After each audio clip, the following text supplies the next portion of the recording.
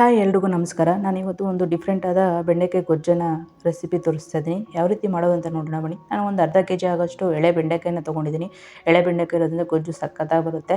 ಅದರಿಂದ ಎಳೆ ಬೆಂಡೆಕಾಯಿನ ತೊಗೊಂಡು ಇದನ್ನು ಚೆನ್ನಾಗಿ ತೊಳೆದ್ಬಿಟ್ಟು ಒಣಗಿದ ಬಟ್ಟೆಯಲ್ಲಿ ಚೆನ್ನಾಗಿ ಒರೆಸ್ಬಿಟ್ಟು ಒಂದು 10 ನಿಮಿಷ ಹಾರಕ್ಕೆ ಬಿಟ್ಟಾದಮೇಲೆ ಇದನ್ನು ಒಂದು ಹಾಫ್ ಇಂಚಾಗಿ ಕಟ್ ಮಾಡ್ಕೊಳ್ಳೋಣ. ಈ ಕಟ್ ಮಾಡಿರೋದನ್ನೆಲ್ಲ ಸೈಡಿಗೆ ಇಟ್ಕೊಳ್ಳೋಣ. ಈಗ ಒಂದು ಅರ್ಧ ಕಪ್ ಆಗೋಷ್ಟು ಹುಳಿ ಇಲ್ಲದೆ ಇರುವ ಮೊಸರನ್ನ ತೊಗೊಳ್ಳೋಣ. ಈ ಮೊಸರಿಗೆ 1 ಟೇಬಲ್ ಸ್ಪೂನ್ ಆಗೋಷ್ಟು ಜೀರಿಗೆ ಪೌಡ್ರು, 1 ಟೇಬಲ್ ಸ್ಪೂನ್ ಆಗೋಷ್ಟು ಧನಿಯಾ ಪೌಡ್ರು, 1 ಟೇಬಲ್ ಸ್ಪೂನ್ ಆಗೋಷ್ಟು ಅಚ್ಚ ಖಾರದ ಪುಡಿ ತೊಗೊತಾ ಇದ್ದೀನಿ. ನಮ್ಮ ಮನೇಲಿ ಖಾರ ಕಡಿಮೆ ಇರೋದ್ರಿಂದ ನಾನು 1 ಟೇಬಲ್ ಸ್ಪೂನ್ ಹಾಕ್ಕೊಂಡಿದ್ದೀನಿ. ನಿಮ್ಗೆ ಎಷ್ಟು ಬೇಕೋ ಅಷ್ಟು ಖಾರದ ಪುಡಿನ ಸೇರಿಸ್ಕೊಳ್ಳಿ. ಇದನ್ನೆಲ್ಲ ಹಾಕಾದ್ಮೇಲೆ ಚೆನ್ನಾಗಿ ಮಿಕ್ಸ್ ಮಾಡಿಬಿಟ್ಟು ಉಂಡೆ ಇಲ್ದಿರೋ ಥರ ಮಿಕ್ಸ್ ಮಾಡಿಕೊಂಡು ಸೈಡಿಗೆ ಇಟ್ಕೊಳ. ಈಗ ಸ್ಟವ್ ಮೇಲೆ ಕಡಾಯಿ ಇಟ್ಬಿಟ್ಟು ಇದಕ್ಕೆ ಒಂದು 2 ಟೇಬಲ್ ಸ್ಪೂನ್ ಆಗೋಷ್ಟು ಎಣ್ಣೆ ಹಾಕ್ಕೊಂಡು ಹಚ್ಚಿಟ್ಟಿರುವ ಬೆಂಡೆಕಾಯಿನ ಹಾಕಿ ಇದಕ್ಕೆ ಒಂದು ಅರ್ಧ ಟೇಬಲ್ ಸ್ಪೂನ್ ಆಗೋಷ್ಟು ಉಪ್ಪು, ಒಂದು 1/4 ಟೇಬಲ್ ಸ್ಪೂನ್ ಆಗೋಷ್ಟು ಅರಿಶಿಣದ ಪುಡಿಯನ್ನು ಹಾಕಿ ಉರಿನ ಹೈ ಫ್ಲೇಮಲ್ಲಿ ಇಟ್ಕೊಂಡು ಇದನ್ನು ಚೆನ್ನಾಗಿ ಫ್ರೈ ಮಾಡಬೇಕು. ಬೆಂಡೆಕಾಯಿ ಹುರಿಬೇಕಾದ್ರೆ ಹೈ ಫ್ಲೇಮಲ್ಲಿ ಇಟ್ಕೊಂಡ್ರೆ ಲೋಳೆ ಎಲ್ಲ ಜಾಸ್ತಿ ಬಿಟ್ಕೊಳ್ಳಲ್ಲ. ಅದರಿಂದ ಹೈ ಫ್ಲೇಮಲ್ಲಿ ಇಟ್ಕೊಂಡು ಬೆಂಡೆಕಾಯಿನ ಚೆನ್ನಾಗಿ ಫ್ರೈ ಮಾಡ್ಕೊಳ್ಳೋಣ. ಈಗ ನೋಡಿ ಬೆಂಡೆಕಾಯಿ ಎಲ್ಲ ಚೆನ್ನಾಗಿ ಫ್ರೈ ಆಗಿದೆ. ಇದನ್ನು ತೆಗೆದುಬಿಟ್ಟು ಸೈಡಿಗೆ ಇಟ್ಕೊಳ್ಳೋಣ.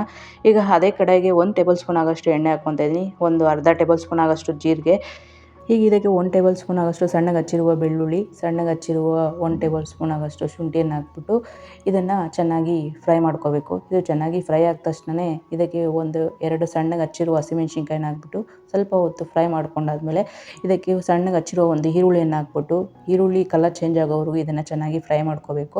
ಈಗ ನೋಡಿ ಕಲರ್ ಎಲ್ಲ ಚೇಂಜ್ ಆಗಿದೆ.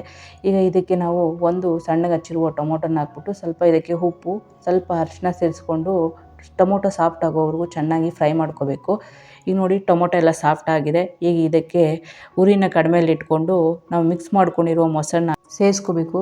ಮೊಸರು ಸೇರಿಸ್ಕೊಂಡ್ಮೇಲೆ ಇದಕ್ಕೆ ಸ್ವಲ್ಪ ನೀರನ್ನು ಹಾಕ್ಬಿಟ್ಟು ಇದನ್ನು ಚೆನ್ನಾಗಿ ಕಡಿಮೆ ಉರಿಯಲ್ಲಿ ಮಿಕ್ಸ್ ಮಾಡ್ಕೋಬೇಕು. ಮೊಸರು ಹಾಕಾದ್ಮೇಲೆ ಉರಿ ಮಾತ್ರ ಕಡಿಮೆಯಲ್ಲೇ ಇರಬೇಕು. ಹೈ ಫ್ಲೇಮಲ್ಲಿದ್ದರೆ ಇದು ಮೊಸರು ಒಡ್ಕೊಂಬಿಡುತ್ತೆ. ಅದರಿಂದ ಕಡಿಮೆ ಉರಿಯಲ್ಲಿ ಇಟ್ಬಿಟ್ಟು ಇದಕ್ಕೆ ಲಿಡ್ ಕ್ಲೋಸ್ ಮಾಡಿಬಿಟ್ಟು ಒಂದು 3-4 ನಿಮಿಷ ಇದನ್ನು ಚೆನ್ನಾಗಿ ಕುದಿಸ್ಬೇಕು. ಈ ಕುದಿಸ್ಕೋಬೇಕಾದ್ರೆ ಮಧ್ಯದಲ್ಲಿ ಮಿಕ್ಸ್ ಮಾಡ್ಕೊತಾನೆ ಇರಬೇಕು. ಯಾಕಂದರೆ ಮೊಸರು ಹಾಕಿರೋದ್ರಿಂದ ಮಧ್ಯದಲ್ಲಿ ಮಿಕ್ಸ್ ಮಾಡ್ಕೊಳ್ಳೋದ್ರಿಂದ ಒಡ್ಕೊಳ್ಳಲ್ಲ. 3 ನಿಮಿಷ ಆದಮೇಲೆ ನೋಡಿ ಮೇಲ್ಗಡೆ ಎಲ್ಲ ಎಣ್ಣೆ ಸಪ್ರೇಟ್ ಆಗಿದೆ.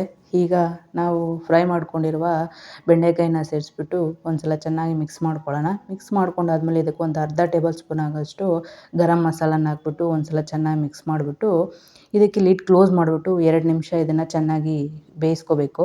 ಯಾಕಂದರೆ ಬೆಂಡೆಕಾಯಿಗೆ ನಾವು ಎಲ್ಲ ಮಸಾಲ ಹಿಡಿಯೋಬೇಕು. ಅದರಿಂದ 2 ನಿಮಿಷ ಇದನ್ನು ಚೆನ್ನಾಗಿ ಬೇಯಿಸ್ಕೊಂಡಾದ್ಮೇಲೆ ಇದಕ್ಕೆ ಸ್ವಲ್ಪ ಕೊತ್ತಂಬರಿ ಸೊಪ್ಪನ್ನು ಹಾಕ್ಬಿಟ್ಟು ಒಂದು ಸಲ ಮಿಕ್ಸ್ ಮಾಡ್ಕೋಬೇಕು.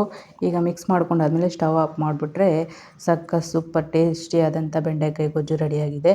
ಒಂದು ಸಲ ಈ ರೀತಿ ಟ್ರೈ ಮಾಡಿ ನೋಡಿ. ಟ್ರೈ ಮಾಡಿದ್ಮೇಲೆ ನಿಮ್ಗೆ ಏನಾದರೂ ಇಷ್ಟ ಆಗಿದ್ದರೆ ನನಗೆ ಕಮೆಂಟ್ ಮೂಲಕ ತಿಳಿಸಿ. ವಿಡಿಯೋ ನೋಡಿದ್ದಕ್ಕಾಗಿ ಎಲ್ಲರಿಗೂ ಧನ್ಯವಾದಗಳು.